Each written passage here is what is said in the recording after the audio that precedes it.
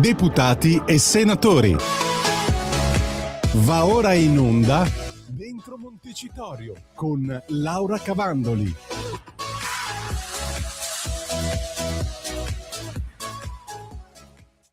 Buongiorno, a voi la linea. Amiche e amici miei, ma non dell'avventura, buon pomeriggio, siete sulle magiche onde di Radio Libertà, questo è Dentro Montecitorio, io sono Antonino Danna e sono solo la spalla della padrona di casa che vedete già sul nostro canale video, che è l'onorevole Laura Cavandoli. Buon pomeriggio Laura. Buon pomeriggio Antonino, grazie dell'ospitalità, grazie per aver accolto la mia richiesta, avermi dato la possibilità di parlare con i vostri ascoltatori, con gli ascoltatori di Radio Libertà. Vi parlo effettivamente da dentro Montecitorio, Palazzo dei Gruppi in questo momento, ma speriamo le prossime volte di andare proprio dentro l'aula, lo diciamo sottovoce così magari non lo sanno proprio tutti.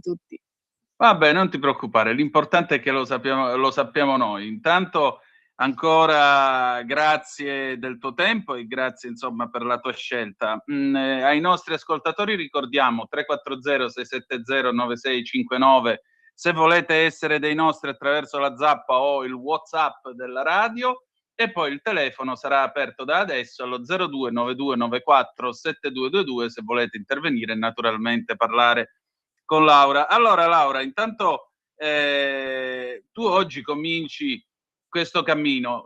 Che programma è questo in cui ci siamo imbattuti? Mi piace che tu lo racconti ai nostri ascoltatori. Ma diciamo che è un programma che mi piace raccontare un po' quello che succede in quest'aula e anche nell'altra lato del Parlamento, quindi anche al Senato, un po' per farvi capire quello che si sta muovendo, quello che sarà quindi la normativa del futuro, quello che è successo nel passato, insomma, perché molte cose, ci sono molte richieste, molte istanze che ci vengono proposte anche solo per sapere ma cos'è cambiato, cosa è successo. E questo credo che sia anche un'occasione per un parlamentare per spiegarlo ai cittadini.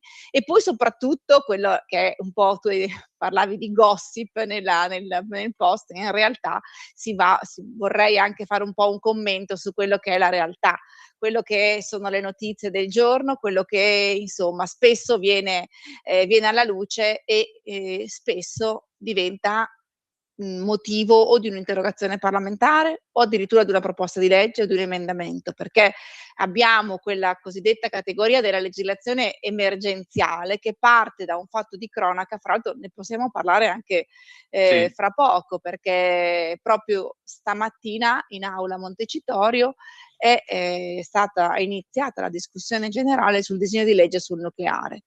Nucleare che però ha subito nel passato 2 grandi referendum che hanno negato al nostro paese l'accesso a questa fonte di energia, che però sono nati da 2 episodi emergenziali. Quindi devo dire che, come vedete, come spiegavo già, insomma, il lavoro parlamentare e il lavoro del legislatore è sempre in moto, a volte, come in questo caso per il nucleare, per dare una normativa di settore, una normativa che possa permettere ai nostri cittadini di avere energia a prezzi contenuti, sostenibili, non come in questo momento, e che quindi sia un po' più indipendente rispetto a quello che possono essere disordini geopolitici, e a volte invece c'è veramente un'emergenza a cui bisogna sopperire. L'abbiamo fatto e lo facciamo spesso con i decreti di sicurezza e parleremo anche di questo oggi, ma penso che la sicurezza sarà un tema ricorrente.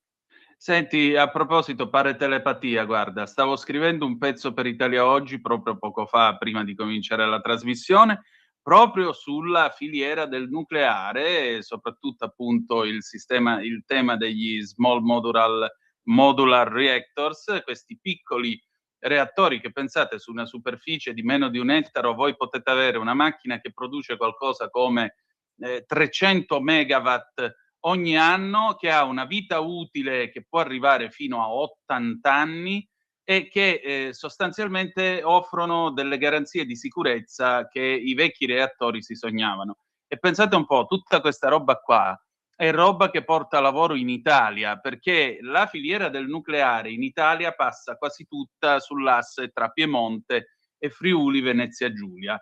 Tant'è vero che uno di questi reattori, appunto, da 330 megawatt lo propone la Westinghouse Italia, che è l'ex Mangiarotti, che a sua volta ha sede in un posto che noi conosciamo bene, perché conosciamo bene una nota personalità politica che viene da quelle parti, cioè Monfalcone. Ebbene sì, il paese che è stato guidato da Anna Maria Cisint in tutto questo tempo. Aggiungerei anche un'altra cosa. Mi permetto di citare, visto che tu parli giustamente delle nuove norme sul nucleare, sul piano nucleare, tu dici i momenti emergenziali, li ricordiamo ai nostri ascoltatori. Primo, 29 aprile dell'86, Chernobyl, quando è esploso un reattore che quando c'era i fisici occidentali, quando ne parlavano, si grattavano, perché era un reattore potentissimo senza alcun sistema serio di sicurezza che lo tenesse a bada, ecco perché è esploso. La seconda cosa è che lì fu Craxi che ebbe commise l'errore di cavalcare la tigre, diciamo, della reazione emotiva per convincere gli italiani a fare fuori un settore nel quale eravamo all'avanguardia in Europa e nel mondo, e le nostre centrali atomiche non avevano dato problemi di questo genere. Come mai li hanno dati i reattori occidentali? L'altra cosa che mi permetto di dire, attorno al 2011, con la crisi economica, si è pensato di ritornare al nucleare. Il governo Berlusconi aveva spinto su questo referendum, c'è stata questa bocciatura e ora siamo, tra l'altro questa è una delle cose che stavo per scrivere nel pezzo per Italia Oggi, è stata proprio la crisi di Hormuz a dare un'ulteriore spinta a queste aziende sulla filiera del nucleare, che tra l'altro, se vi interessa, tra il 9 e l'11 di giugno avranno un evento espositivo in quel di Piacenza, quindi la filiera del nucleare si presenterà per questa seconda edizione a Piacenza alla fiera, dove potrete andare a vedere tutti gli effetti, diciamo, i ritrovati del nucleare moderno, che permettono di avere corrente elettrica a un prezzo più che accettabile, soprattutto per evitare di dipendere da mezzo mondo, che poi, come vedete, basta chiudere uno stretto e la benzina va a 2 euro. Incidentalmente, Laura, ti chiedo scusa, io ho fatto il pieno alla Vespa qualche giorno fa, ma 28 al litro, uno cerca di approfittarne. 1,99 € la verde, 2,02 €, ora siamo arrivati quasi a 2,07 €. Che si fa?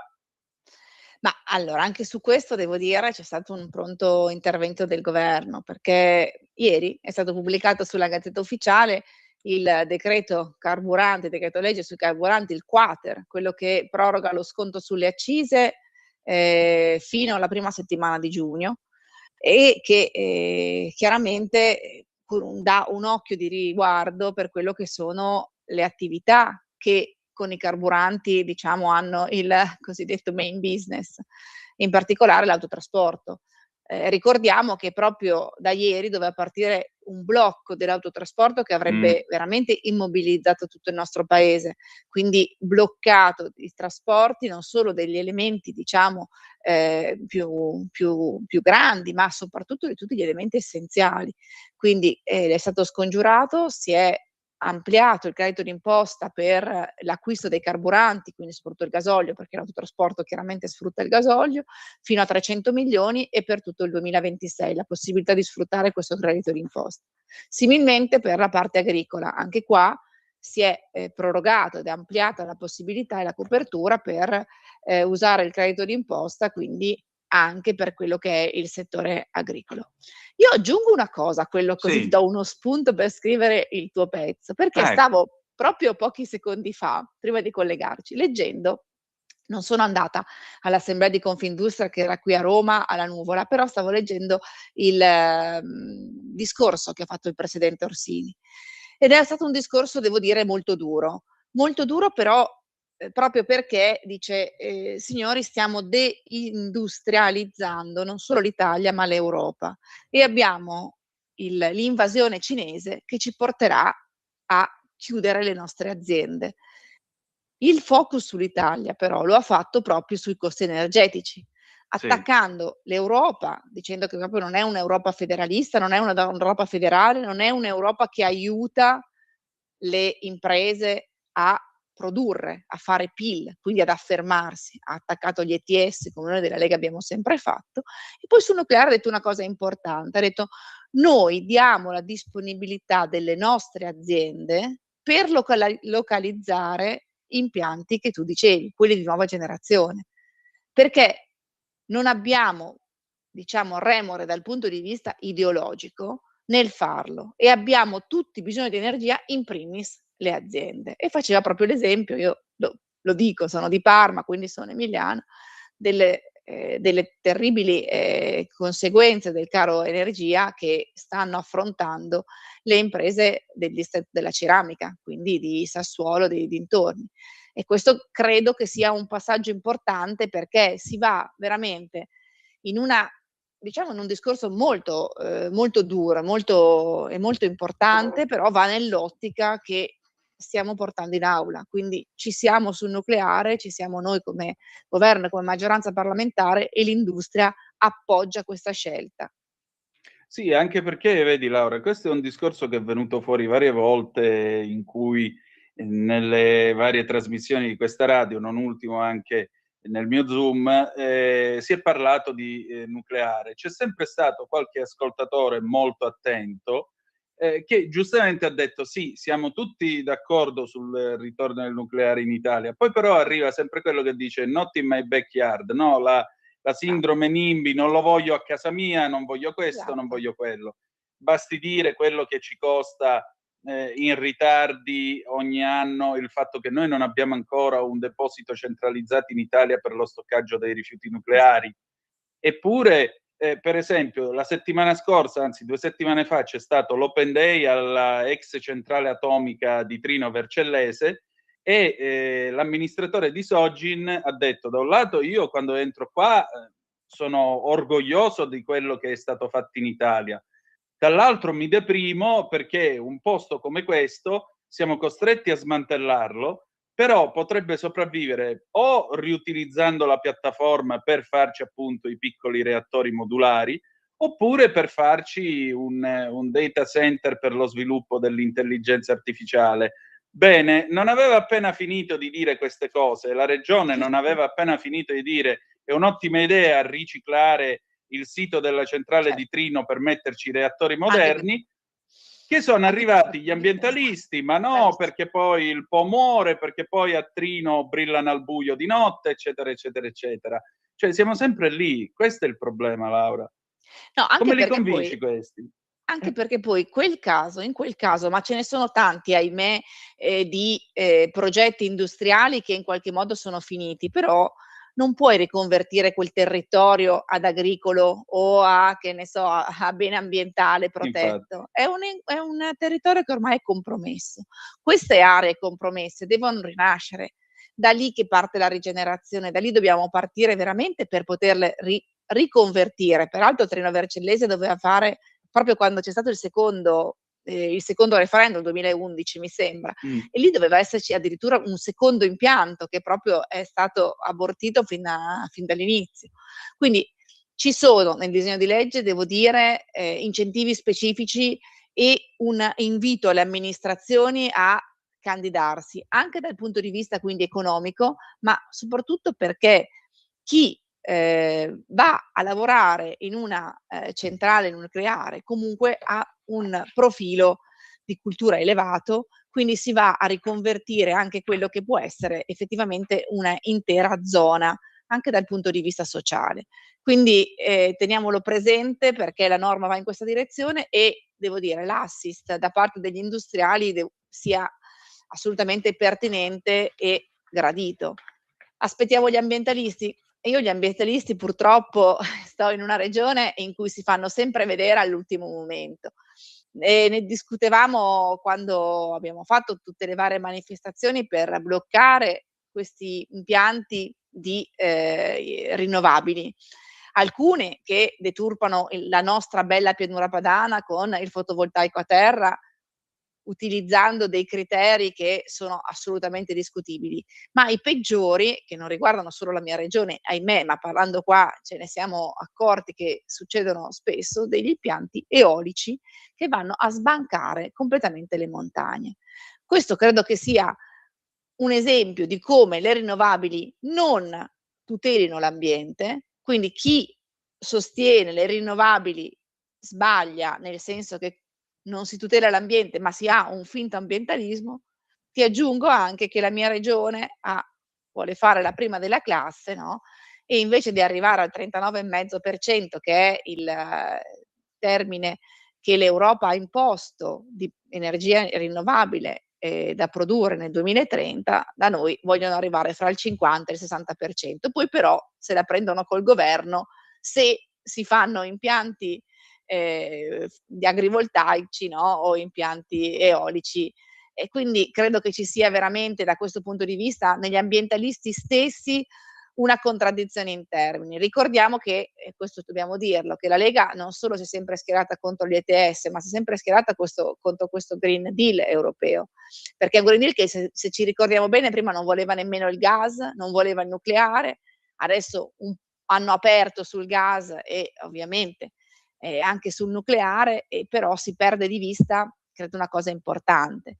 Le fonti rinnovabili non sono perennemente, diciamo, non sono perennemente in produzione. Infatti. E quindi come vogliamo, cioè vogliamo accumularle? Benissimo, accumuliamo questa energia con delle grandi pile che però non produciamo in Europa, che però per produrre vanno a deturpare un ambiente che magari non è proprio sotto casa, ma comunque un ambiente europeo o forse più facilmente africano.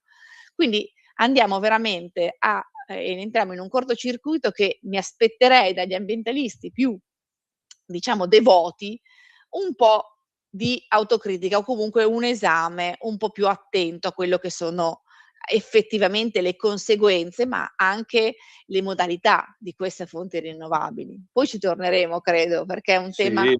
che sarà sicuramente in Parlamento molto, molto presente, ma credo che anche nei dubbi di chi ci ascolta assolutamente. Infatti, ricordiamo ai nostri ascoltatori 0292947222, il telefono è sempre aperto, oppure 340 670 9659. Tra l'altro mi scuso per la cafonaggine iniziale perché non ho salutato nemmeno Natalia, per cui la nostra regista, quindi mi scuso con lei e insomma ben trovata e buon lavoro anche a te. Allora, Laura, però io volevo dire una cosa in chiusura di questa parte, diciamo, green della disquisizione sull'Emilia Romagna.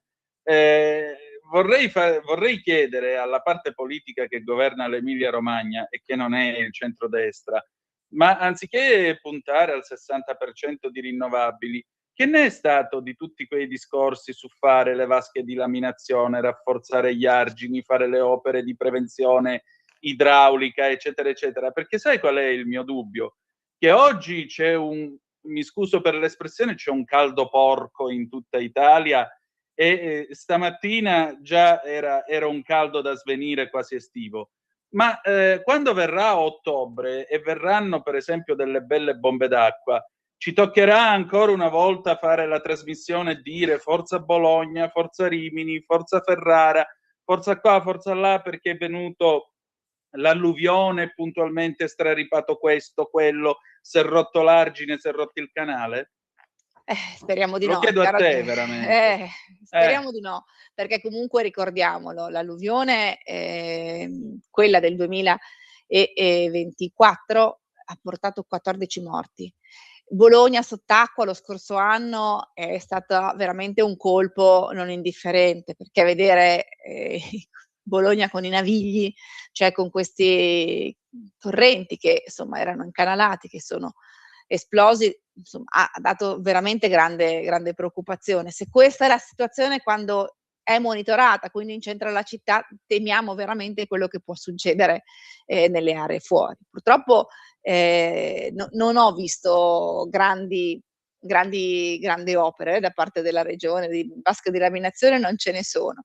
Ho visto, questo devo dire, fisicamente sono andata proprio sabato a vedere insomma quelle che sono le rinforzi del Po, dove hanno fatto un'operazione insomma veramente importante, perché hanno sì rinforzato quelli che è l'argine, quindi l'alveo del Po, aprendo poi la possibilità ai lati di allargare quello che in caso di un'eventuale piena, la possibilità quindi di andare oltre dove c'è, ovviamente ampliando quello che è l'alveo, un altro algine più lontano. Questi devo dire sono anche molto belli da vedere, faccio un po' di pubblicità, andate a vederli se ce la fate. E tutto questo peraltro è contornato dalla ciclovia che segue tutto il Po, quindi devo dire un paesaggio naturalistico bellissimo. Questo sarà la stagione, sarà comunque lavori che sono stati fatti effettivamente con tempistiche anche importanti, perché erano del PNRR, questo c'è stato. E nella parte della Romagna confesso non so come stia andando, mi informo, però temo veramente che queste erano 12 mi sembra, vasche di laminazione che erano finanziate fino dal 2000, prima del 2018, quindi siano ancora là, ancora nel limbo, visto che la preoccupazione principale della regione Emilia Romagna è semplicemente quella di anticipare l'apertura delle scuole al 31 agosto e di ovviamente aumentare l'apporto delle rinnovabili, dicendo che l'esempio per loro resta la Spagna. Spagna che, possiamo dirlo, ci tengo a dirlo, non solo al nucleare, ma anche si rifornisce con il gas russo, perché Certo. ricordiamolo, nei 18 devono essere pacchetti di sanzioni alla Russia, non è mai entrato quello dell'embargo al gas russo e dovrebbe entrare, se ho ben capito, questo ottobre o novembre. Per cui Francia e Spagna si approvvigionano del gas russo e versano circa dai 200 ai 300 milioni al mese, soprattutto nei mesi invernali, alla Russia. Quindi quando l'Italia ha rinnovato quello che erano i propri partner dal punto di vista dell'approvvigionamento del gas, ecco, facendo sforzi pazzeschi e affrontando prima con la crisi dell'invasione, della guerra della Russia contro l'Ucraina e ora con queste problematiche geopolitiche sullo stretto di Hormuz in Medio Oriente, è chiaro che l'Italia ha fatto i compiti forse un po' troppo bene, mentre gli altri stati che comunque sia sono più avvantaggiati, anzi l'energia elettrica ce la vendono, perché il nucleare ce lo vendono, e l'energia elettrica che deriva dal nucleare insomma ce la vendono, e invece hanno pensato bene di mantenere il gas russo. E su questo non possiamo che dare ragione al presidente Orsini, cioè non c'è assolutamente una strategia energetica europea. Proprio, e questo fra l'altro va a scapito soprattutto dell'Italia. Laura, allora, i tempi della radio ci chiedono di fermarci un momento per una breve pausa, ma restate con noi perché adesso dalla sicurezza energetica passiamo alla sicurezza sulle strade e diciamo che il quadro è altrettanto, se non di più, sconfortante. A tra poco. Stai ascoltando Radio Libertà, la tua voce libera, senza filtri né censure, la tua radio. Lo amiamo perché ci offre sempre le cose più buone e naturali. Linea Alberto Acerbis! Anche tu da qualche tempo hai quei fastidiosi dolori alle spalle, alle ginocchia, ai gomiti, alle anche e il tuo medico le ha classificate come artrosi? Aiutati attraverso ACEUC2. ACEUC2 è il nostro integratore alimentare a base di collagene nativo non denaturato di tipo 2, quello che aiuta le cartilagini a rigonfiarsi di collagene in modo che le articolazioni non si tocchino e non si sfreghino più. È un prodotto completamente naturale, stamattina in offerta speciale per voi. Chiamate subito 030 68 40 408. Vuoi provare il trattamento di 30 giorni? 35 euro. Vuoi provare il trattamento di 60 giorni? 60 euro. Vuoi provare il trattamento di 90 giorni? 79 euro. Ma se acquisti il trattamento di 4 mesi, 120 giorni di trattamento, un prezzo straordinario speciale per voi se chiamate subito lo 030 68 40 408, dite ho ascoltato Radio Libertà, avete prezzo straordinario, trasporto gratuito e anche uno splendido omaggio. Solo ed esclusivamente adesso, se chiamate subito lo 030 68 40 408. Di nuovo a voi la linea. Grazie a te Natalia, alle 14:35 minuti e 36 secondi sulle magiche onde di Radio Libertà. Questa è sempre dentro Montecitorio. La nostra padrona di casa è Laura Cavandoli, io molto più modestamente sono Antonino Danna. Dicevamo prima, Laura, appunto, intanto ricordiamo ai nostri ascoltatori 0292947222 per le vostre telefonate e 340 670 9659 per le vostre zappe o WhatsApp, che dir vogliansi. Passiamo a parlare di sicurezza. Io sono rimasto, ti dico la verità, mi sembra che qui abbiamo fatto filotto sempre in Emilia Romagna, manco a farla apposta, perché Modena, Parma, dove i Maranza hanno pestato quel povero professore che aveva semplicemente chiesto loro di non fare casino, e poi per finire Reggio Emilia, una notizia che definire agghiacciante e farle un complimento, perché c'era questo ragazzo che si stava preparando per realizzare un attentato. Però abbiamo una telefonata, Laura, se poi la prendiamo. Pronto, chi è là? Sì, sono Lisetta, buongiorno a tutti e due. Buongiorno. Io però volevo Ben parlare trovata. sull'argomento armi, se non mi dispiace, perché mi sembra che sia lasciato da parte questo argomento qua. Ok? Posso? Prego. Vai. Allora, giusto poi, lo signori, c'è pure la guerra nel Golfo. Quel Golfo da dove arrivava tanto del gas, secondo me, e del petrolio, che ci è indispensabile. Allora, io dico in questo caso, ricordatevi di chi non voleva la TAP perché c'erano 200 ulivi da estirpare. Poi aggiungo che abbiamo tutto il Medio Oriente in totale instabilità e un quasi ex alleato, questo sarebbe il signor Trump, che comincia a ritirare le truppe dall'Europa e dovremmo andare a pregarlo di non lasciare l'Italia senza difesa. La Germania di Merz cosa fa? Osserva, secondo me, che il disimpegno USA accelera gli investimenti e reintroduce la quasi leva per sostituire i soldati USA. Ripeto, reintroduce la leva per sostituire i soldati USA con soldati tedeschi. L'Italia, secondo me, non è la Germania, naturalmente, quindi con il pieno accordo di sovranisti e pacifinti, questo lato, andrà a chiedere agli USA di mantenere il bonus sicurezza Made in USA. E se Trump lo concederà, non lo farà gratis. E allora si dovrà pertanto continuare a comprare in USA, dai P8 ai missili, dagli aerei all'elettronica, alle comunicazioni spaziali. E voglio finire, ma alla fine chi se ne frega? Tanto siamo sempre un bel paese. Tutto qua, vi saluto e buona giornata a tutti e due. Laura, una bella provocazione oltre che un'acuta osservazione. Bravissima Lisetta. Allora sì, questa è una problematica assolutamente veritiera ed è un altro dei fallimenti dell'Europa, perché di fronte a una strategia dell'America che io mi permetto di definire, e Lisetta mi sembra che sia d'accordo con me, assolutamente lucida.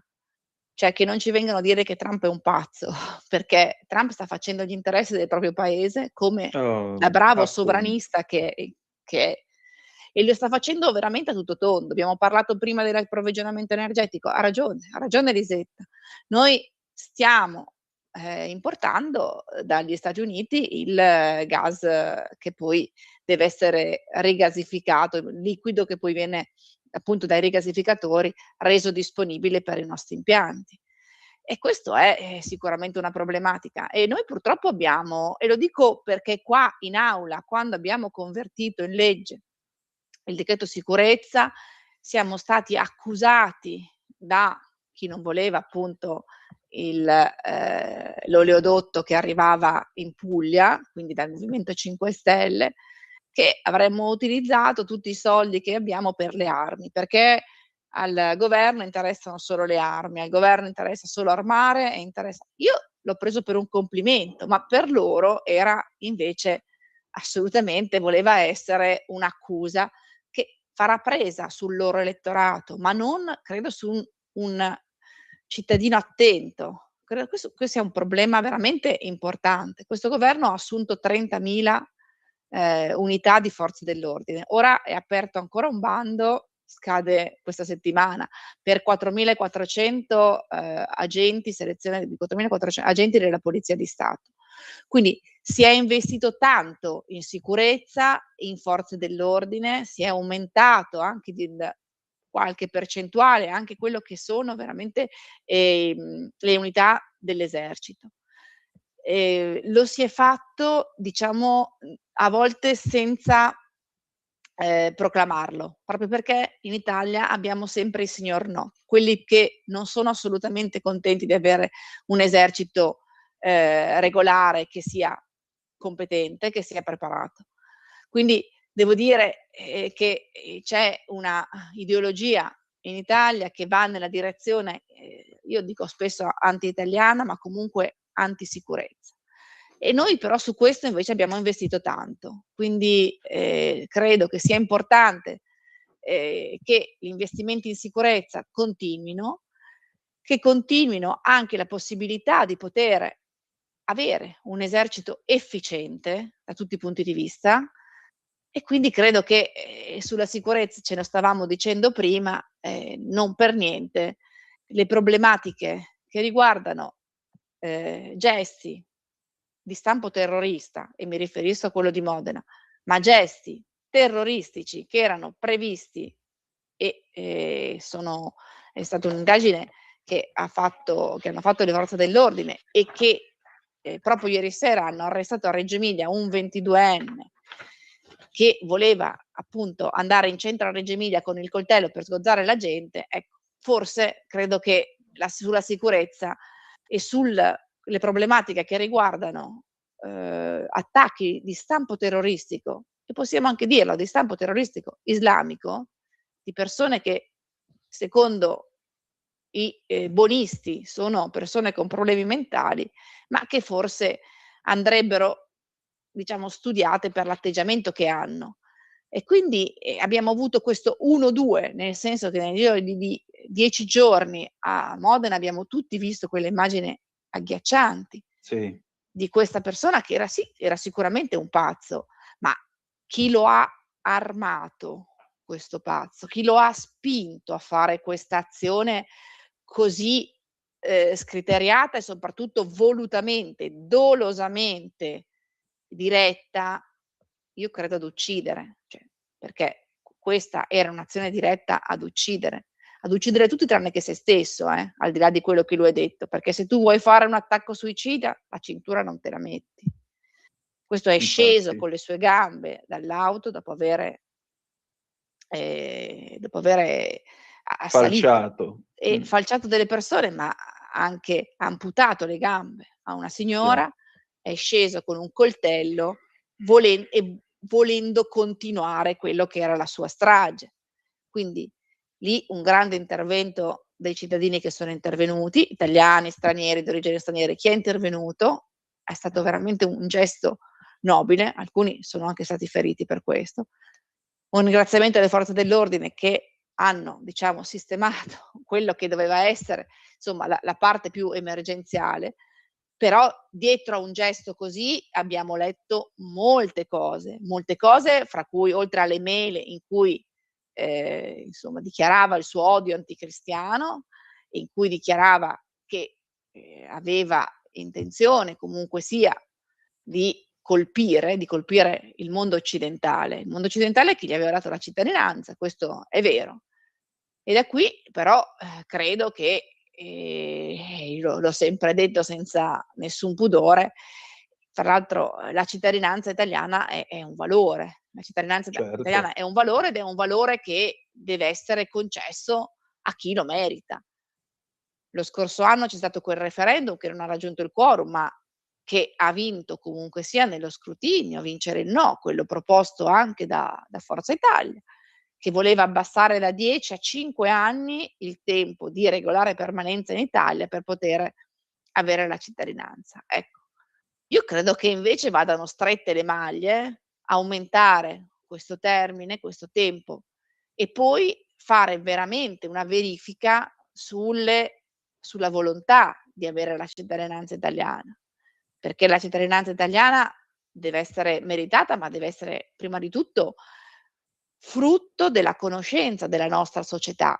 E scopriamo invece che, il profilo del terrorista è proprio quello di un cittadino italiano o comunque un cittadino europeo di seconda o terza generazione, quindi di origini straniere, che non accetta quelle che sono le regole, che non accetta quello che è il nostro modo di vivere. E questo purtroppo lo vediamo, l'abbiamo visto su Modena, l'abbiamo visto ieri sera su Reggio Emilia. Devo dire che lì c'è stata veramente una situazione paradossale, perché questa persona stava in Germania ed è stato espulso dalla Germania perché fomentava ed egli stesso minacciava attacchi, gli stessi che voleva compiere in Italia. Ha lasciato la famiglia in Germania, è stato accolto a Reggio Emilia e qui ha dimostrato la sua volontà di nuocere, di voler assalire le persone che inermi potevano essere in giro. È vero, ha fatto un percorso di 3 mesi in un centro di salute mentale che evidentemente non ha assorbito i suoi effetti, ma che gli ha permesso però di dire: "Non seguo più questo protocollo, quindi voglio essere libero". Credo che questo sia una problematica importante, perché vuol dire che nel nostro, territorio chiunque può, anche se ha disagi psichici riconosciuti, può dire benissimo: "Io non ne voglio sapere di essere curato, di essere comunque sia seguito e, faccio quello che voglio". E questo poi il rischio del radicalismo della radicalizzazione scusate, e poi in menti non troppo, fragili o comunque sia facilmente, manipolabili. Ecco, forse questo deve essere un tema che genera una grande allerta. Aver avuto 2 episodi così vicini in Emilia Romagna, dove abbiamo più del 12% di persone straniere che sul territorio. Siamo la seconda regione, nonostante abbiamo numeri un terzo rispetto di abitanti, un terzo rispetto alla Lombardia, però siamo la seconda regione dopo la Lombardia che dà cittadinanze italiane. Credo che deve lasciare veramente un attimo in allerta. In allerta non solo noi cittadini italiani, ma tutti quegli cittadini stranieri che sono in Italia per lavorare, che sono in Italia per imparare la nostra lingua, per rispettare le nostre tradizioni. Noi non dobbiamo farci mettere i piedi in testa da chi ci impone la loro cultura, la propria cultura. Questo proprio credo che sia importantissimo e che dobbiamo assolutamente, dirlo. La nostra cultura è è secoli che è di esempio dagli antichi romani per tutto il mondo. Cerchiamo di mantenere ferme le nostre tradizioni, ferme quello che è il nostro modo di vivere e di non farci mettere i piedi in testa, di non adeguarci, come succede, ahimè, soprattutto nella nostra regione, a quelle che sono le richieste di chi qui viene, ma che viene per integrarsi, non viene qui per renderci noi come loro. Quindi questo penso che sia un tema importantissimo e che va a, supportare quello che sono la nostra civiltà. Noi dobbiamo, ed è questo che sta facendo, devo dire, il governo lo sta facendo benissimo nella scuola, il ministro Valditara. Dobbiamo essere fieri di quello che è la nostra civiltà, la nostra società e portare avanti i nostri valori, senza farci imporre quelli degli altri. È un tema importante questo, perché qui si parla di integrazione, ma deve essere assimilazione agli usi e costumi italiani. E invece, questo io lo constato specie con le donne, la cosa che più mi inquieta è il fatto che in questo paese faccia notizia quando un sindaco, ne abbiamo avuti un paio, tra l'altro leghisti in trasmissione, Un paio di sindaci negano la cittadinanza delle donne perché? Perché queste, oltre ciao come ti chiami, non capiscono l'italiano. Perché? Perché vivono chiuse in casa perché il marito le tiene chiuse in casa. Allora la domanda è: se la cittadinanza è un percorso non di arrivo, ma di partenza verso, mo ci vuole, l'edificazione integrale della persona umana, come dice la Costituzione più bella del mondo, io mi domando quale formazione integrale della persona umana ci può essere in una donna che arriva in Italia, resta chiusa sempre in casa o esce col marito che fa da interprete, e guai se un altro essere umano leggermente tendente al maschile osa rivolgerle la parola perché non deve interloquire con maschi che non siano suoi parenti. Ecco, come questa donna possa essersi integrata nel tessuto sociale italiano, quale contributo possa dare. Perché voglio dire, io sto parlando con una donna che mi parla coi capelli sciolti, con un tailleur, che fa l'avvocato, oltre a essere un onorevole della Repubblica Italiana, cioè è una donna che si è sviluppata nella sua vita, ha il suo corso, le sue cose, le cose da fare. Ma una donna che invece mi parlasse col burka, vestita di nero e col marito accanto che fa da traduttore, perché io non ho il diritto di parlarle, di rivolgerle direttamente la parola, lo domando a te: che contributo sta dando al paese? Tu come donna come la vivi? Anzi, ma io guarda, stavo guardando, i numeri, dell'assistenzialismo, del welfare, sempre nella mia regione, perché hanno fatto una commissione proprio la scorsa settimana in regione. Questa donna non solo non ci porta, cioè diciamo non assimila che sono i nostri principi, quello che è il nostro modo di vivere, quello che la nostra società le permette, ma questa donna non lavora. Probabilmente non segue nemmeno i figli, perché non potendo uscire, al massimo li porta a scuola, ma non potrà parlare con un insegnante, con un genitore, non Eh. potrà pensare di portarlo a fare dei corsi sportivi, a far parte di questa grande società che si occupa di educare anche i nostri figli, perché comunque abbiamo una società molto ampia che i corsi sportivi, il catechismo chiaramente o comunque tutte le associazioni che offrono veramente tanto, specialmente nelle nostre città, e che danno dei piccoli tasselli, dei piccoli stimoli ai ragazzi e che devono essere colti. Ma se questa cultura è la cultura di non posso uscire di casa e comunque non posso conoscere quella che è l'altra cultura, si perde un grande passaggio nell'integrazione, ma anche la possibilità di far crescere cittadini italiani, perché questi ragazzi difficilmente avranno un'idea di una donna libera, di una donna che possa andare a lavorare, che possa affermarsi, che possa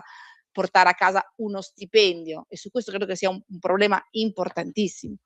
Queste donne vivono grazie al nostro welfare.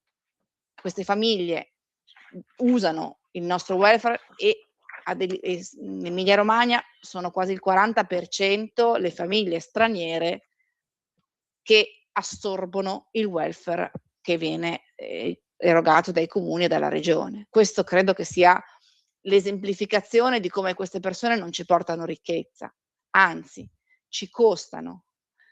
E Ci questo è pagheranno l'altro la pensione, discorso. non era proprio vero, insomma. No, anzi, la prendono loro, prendono la doppia pensione, perché chiaramente il problema però è che non ci sarà questo scatto, perché le seconde generazioni non vedranno comunque una donna che vuole integrarsi. Poi ci sono, e lo possiamo dire, ci sono delle splendide eccezioni, però, la media purtroppo che vediamo è di persone che non si vogliono integrare e che come vivevano nel loro paese vivono in Italia, e questo non è possibile, perché noi abbiamo una società diversa, un grado di cultura diverso e un'educazione diversa che noi vogliamo, a noi spetta dividerla, diffonderla, farla imparare. Non dobbiamo rispettare gli altri tanto da doverci noi adeguare a loro. Sicuramente. Laura, senti, siamo in chiusura perché sono le 14:54. Intanto ancora grazie, ma la seconda cosa che ti dico è questa. Ieri è uscita la Magnifica Humanitas, l'enciclica di Papa Leone XIV, un testo che tra l'altro vi invito caldamente a leggere, ma la particolarità è che il Papa nell'enciclica, parlando sì dell'intelligenza artificiale, parla anche del ruolo della famiglia. In quest'epoca parla del diritto all'educazione che ricade in testa ai genitori e dice viene assolto lodevolmente dalle varie scuole private, le varie scuole cattoliche che ci sono nel mondo. Mi pare che tu ti sia occupata dell'IMU per le scuole private in Italia, o sbaglio?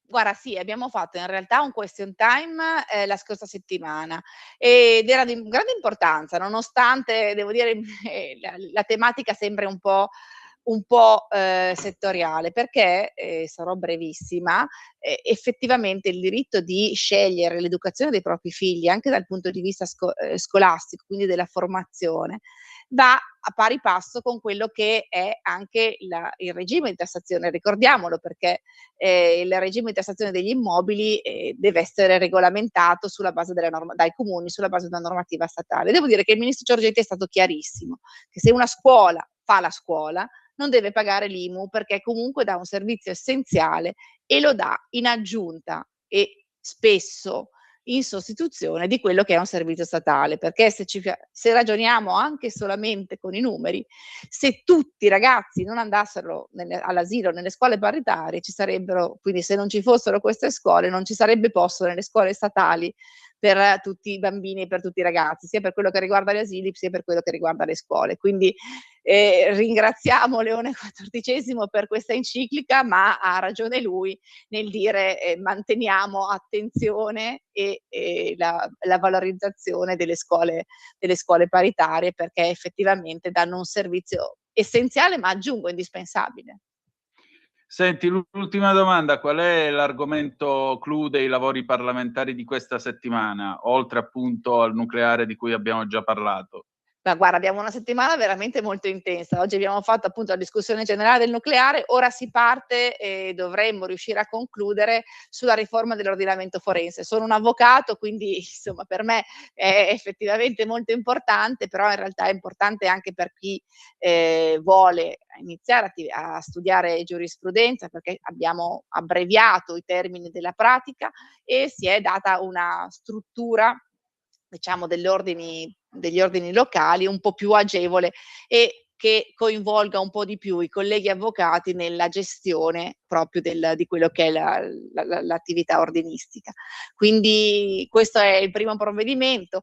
Poi ne abbiamo un sacco in coda dalla scorsa settimana, non credo che riusciremo ad arrivare al nucleare, però fino a giovedì siamo qua e vediamo anche l'opposizione come si porrà, perché alcuni provvedimenti sono in effetti abbastanza bipartisan, altri, ce n'è uno per esempio sulla disciplina urbanistica che proviene dall'opposizione, temo che ci porteranno via tanto tempo, anche se non verranno votati, proprio perché sono normative che già sono incluse nel pacchetto di riforma del testo unico urbanistico che adesso è in commissione del ministro Salvini, che adesso è all'attenzione della Commissione Ambiente, l'8ª commissione, sempre qui alla Camera.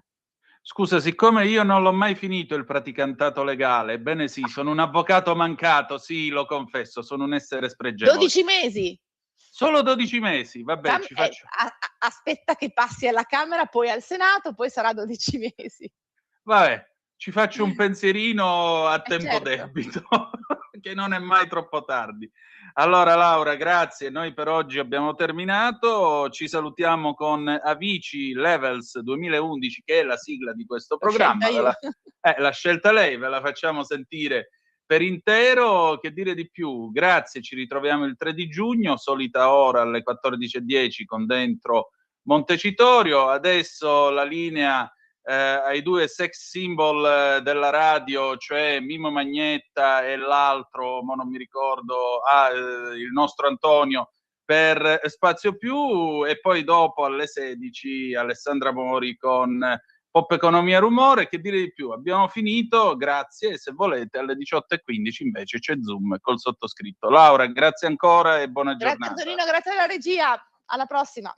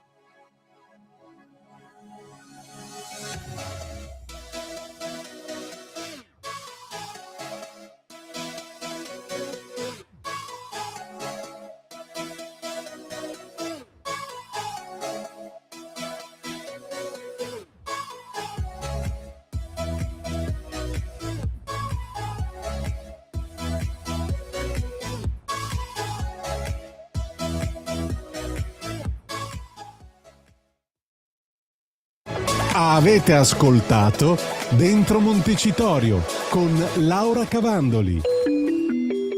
Qui Parlamento, l'attualità politica dalla viva voce di deputati e senatori.